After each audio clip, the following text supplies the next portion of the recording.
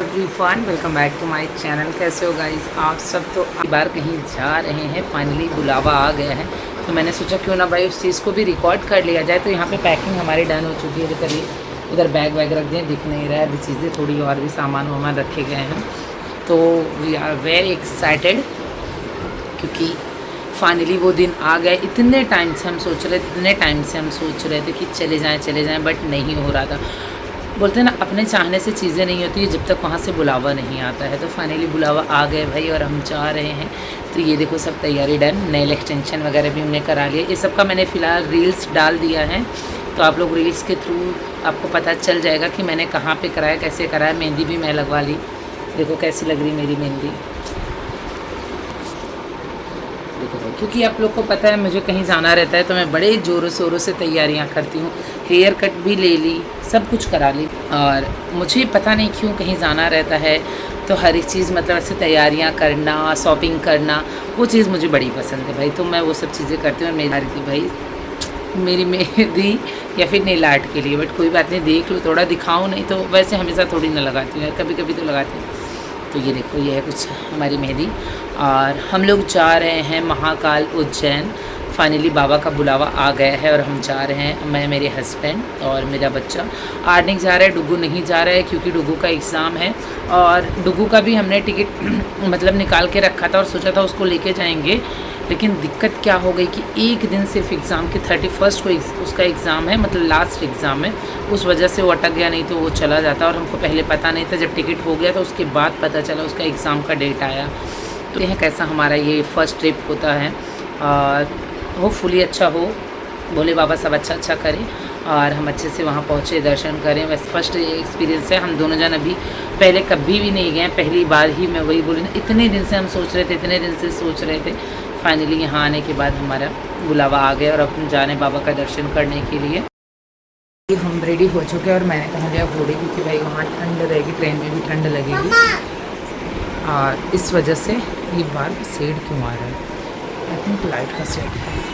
हाँ, तो हमने पहन लिया घोड़ी, ठंड ना लगे। और कितना कैरी करेंगे इसकी वजह से रखिए, बाकी सामान इधर बैग पड़े, एक बैग ये, एक बैग ये। अब इसको लॉक करना है, तो बस निकलने की देरी है। आदमी देखे जाना और इधर मेरा स्ट्रेटनर, उसको भी रखना है क्योंकि मेरे बाल जो है ना बहुत जल्दी कर्ल्स हो जाते हैं। मेरी आदत बहुत हाथ डालने का, बाल में बार बार हाथ डालती रहती हूँ। तो बस चलिए फटाफट चलते हैं, फिर मिलेंगे अब आपसे नीचे चल के। सो गाइस, यहाँ पे हम ट्रेन में थे और ट्रेन में हम बैठे, उसके बाद थोड़ा सा हमने रिकॉर्ड किया था, थोड़ा सा रात का रिकॉर्ड किया था और थोड़ा सा दिन का। और प्लीज़ थोड़ा सा आप लोग बैकग्राउंड वॉइस को इग्नोर करना, बिकॉज़ मैं गार्डन में बैठ के वॉइस ओवर कर रही हूँ। तो यहाँ पे देखो रात का समय था, सॉरी सुबह का टाइम था, तो मैं जल्दी थोड़ा उठ गई थी, इसलिए मैंने थोड़ा सा रिकॉर्ड कर लिया। और मतलब हस्बैंड का नहीं दिखा पाई, बाबू का नहीं दिखा पाई क्योंकि वो सो रहा था। और देखो वो साइड में वो सो रहा था, उसको वो सुला दिए थे, मैं नीचे की सीट पे आराम से सोई थी। इसके बाद मॉर्निंग हो गई थी, हम पहुंच गए थे उज्जैन। और हमने क्या सोचा था भाई कि लोग बोले तो उस सब साइड में, यूपी साइड में, एमपी साइड में ठंड बहुत है, तो ऑब्वियस सी बात है ठंड वहाँ पे लगेगी क्योंकि ठंड का महीना ही था। बट बिल्कुल ठंड नहीं लगी भाई, वहाँ पे ठंड पता भी नहीं चल रहा था। बाहर भी निकले हम तब भी नहीं कुछ ठंड पता चल रही थी। फिर देखो ट्रेन में भी हमने ये सब हुडी वगैरह डाली हुई थी, इसी वजह से मैं हुडी पहन के गई थी ताकि ठंड ना लगे। लेकिन बिल्कुल भी ठंड वंड कुछ भी नहीं थी, जैसा बोला गया था वैसा कुछ नहीं था। और बहुत ही अच्छा सफ़र रहा हमारा, बहुत ही इंजॉय किया हमने इस पल को, बहुत ही मेमोरेबल है। और बस भोलेनाथ करे सब चीज़ अच्छा हो। बाकी वो जो चीज़ करते हैं अच्छे के लिए ही करते हैं, अच्छा ही होता है। तो मैं उनके डिसीजन से बहुत हैप्पी रहती हूँ। चलिए आगे आप लोग देखिए। आ चुके हैं और ये है हमारा होटल का रूम 105। ये देखो, ठीक है। आर्निक बाथरूम देखने भी चला गया, सही है कि नहीं। हाँ, ये रही मैं, ये रही ये। तो अभी हम मस्त फ्रेश व्रेश होके जाते हैं, नाश्ता वाश्ता करके आते हैं फिर। और सुबह इस होटल पहुंचने के बाद हम लोग फ्रेश व्रेश हुए। इसके बाद हम आ गए थे ब्रेकफास्ट करने के लिए। और यहाँ पे आलू पराठा वगैरह ये सब चीज़ें ज़्यादा मिलती है, तो मसाला डोसा, आलू पराठा यही सब हमने ऑर्डर किया था। इसके बाद हमने यहाँ का ब्रेकफास्ट एंजॉय किया और फिर इसके बाद होटल पहुँच के नहा धो के निकल दिए थे दर्शन के लिए। और इस वीडियो में मुझे भाई बहुत वॉइस ओवर करनी पड़ी है, पूछो मत, बहुत एडिटिंग करनी पड़ी है, मतलब बहुत मरम्मत करी, इसलिए इतना लेट जा रहा है। ठीक है। हम टोटो में बैठे हैं गाइस। ये देखो यहाँ की फेमस जलेबी कचौरी वचौरी जो भी है। तो भाई हम लोग को तो बहुत ज़्यादा मज़ा आया महाकाल उज्जैन में, और हमने वहाँ पे 1 नाइट स्टे किया था। और वहाँ से महाकाल में जितनी भी चीज़ें थी, जितने भी टेंपल वगैरह थे, हमने सब एक्सप्लोर कर लिया था फर्स्ट डे और second day. Actually second day हमारा प्लान था ओमकारेश्वर जाने का, बट उसी दिन शाम को हमारी ट्रेन भी थी, और ओमकारेश्वर महाकाल से कुछ 100 किलोमीटर से ज़्यादा ही दूरी पे था, तो जो कि आने जाने में काफ़ी टाइम लग जाता और दिन हमारा बहुत ही हैक्टिक हो जाता। दैट्स वाई हमने वो प्लान कैंसिल करके अपना उज्जैन में ही हम जो भी चीज़ें थी एक्सप्लोर किए, अच्छे से घूमे टहले और चीज़ें देखिए। अब नेक्स्ट टाइम जब हम जाएंगे तो पहले हम ओमकारेश्वर दर्शन करेंगे और फिर से एक बार ज़रूर यहाँ पे विज़िट करेंगे, क्योंकि हमको चीज़ें बहुत अच्छी लगी। तो चलिए थोड़ा सा डालते हैं म्यूज़िक, आप लोग वीडियो को एंजॉय करो, मिलते हैं आगे।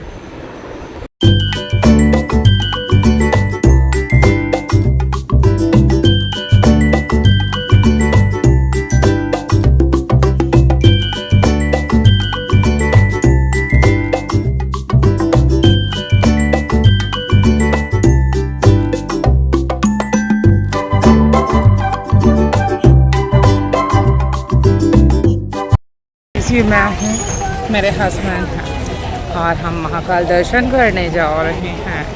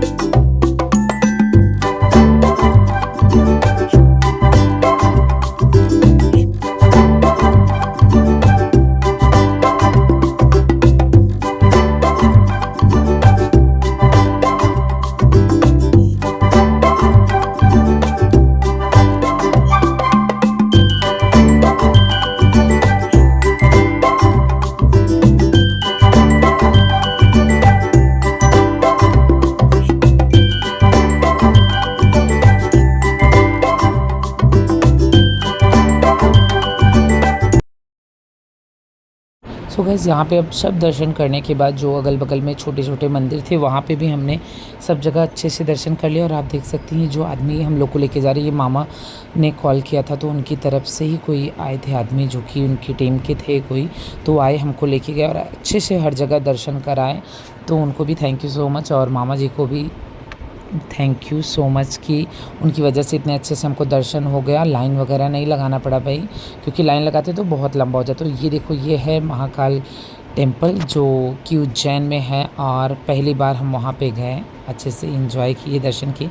इसके बाद हम आ गए थे खाना खाने के लिए, और ये इस जगह पे हमको जो टोटो वाले रहते हैं ना भाई, उन्होंने सजेस्ट किया कि यहाँ का बहुत ही अच्छा खाना है, वहाँ पे चलो। बट सच्ची बताऊँ बहुत ही खाने को ऐसे फ़िलहाल इतना गंदा बोलना भी नहीं चाहिए, बट सच में नहीं अच्छा लगा था बिल्कुल भी। इसके बाद हम खा के बाहर निकले, फिर इसके बाद रात में भी हम लोग यहाँ पे तैयार होके गए थे और रात में भी थोड़ा एक्सप्लोर किया था जगह। इसके बाद यहाँ पे पहुँची, चाय वाय पिया, फिर जो मंदिर में हम दिन में गए थे फिर वहीं पे हमने रात में भी देखा, क्योंकि वहाँ पे लाइटिंग का कुछ शो रहता है जो कि बहुत ही प्यारा लगता है। अभी आप लोग भी देखेंगे आगे, इतना अच्छा लग रहा था कि पूछो मत। यहाँ पे देखो पतिदेव फ़ोन पे बात, और मैं आगे आगे, हमेशा हम लोग में दूरी ऐसी ही रहती थी। तो ये देखो ये है मंदिर जो कि लाइटिंग इतनी प्यारी लगती, इतना खूबसूरत लगता है कि मैं आपको क्या ही बताऊँ। सच में एकदम दिल को छू जाती है सब चीज़ें देखने के बाद। और मैं सच्ची बताऊँ तो मेरा फिर से एक बार मैंने कि मैं एक बार फिर से महाकाल उज्जैन जाऊँगी और पूरा अच्छे से एक्सप्लोर करूँगी, अच्छे से घूमूँगी, और एक दिन का टाइम लेके, जो कि मुझे पर्सनली बहुत अच्छा लगा। बहुत पीसफुल प्लेस लगता है,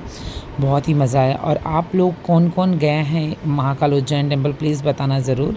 अगर आप लोग भी गए हैं तो कमेंट बॉक्स में कमेंट ज़रूर कर देना।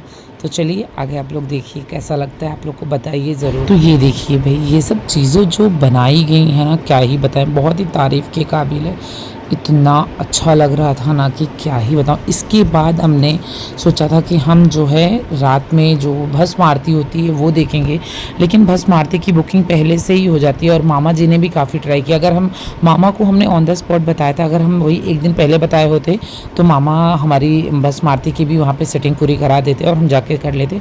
लेकिन हमने भस्म आरती का जो दर्शन है ना, हमने VR से किया। इतना अच्छा लगा भाई, क्या ही बताए। वीआर से दर्शन करने में ऐसा लग रहा था ना पूरा हमारे आंखों के सामने हो रहा है और हम चीज़ें देख रहे हैं। ऐसा लग ही नहीं रहा था कि मतलब ये देखो यहाँ पे दिखाया गया ना, और यहाँ पे लोग बैठ के सबको वीआर से दिखाई जा रही थी चीज़ें। तो ये देखो मैं इधर बैठी थी और क्या ही बताऊँ, ऐसे लग रहा था पूरा हमारे सामने दर्शन हो रहा है, और मतलब पूरा हम फील कर पा रहे थे कैसे कैसे भस्म आरती हो रही थी। पहली बार मैंने मतलब ऐसा देखा था वीआर में, और मुझे बहुत अच्छा लगा, सच में बता रही हूँ। और कौन कौन भस्म आरती लिया है, तो काफ़ी लोग बोल भी रहे थे कि जितना अच्छे से आपने यहाँ पे कर लिया, शायद यहाँ पे दर्शन आपको दिखा दिया गया, शायद आप सामने से उतना अच्छे से नहीं कर पाते, क्योंकि जब भस्म आरती भी दिखाते काफ़ी दूर बैठे रहते। और इसके बाद हम पहुँच गए थे काल भैरव का दर्शन करने के लिए। तो एक ही ब्लॉग में मैंने हर जगह का दिखा दी। कैसा लगा आप लोग को ब्लॉग?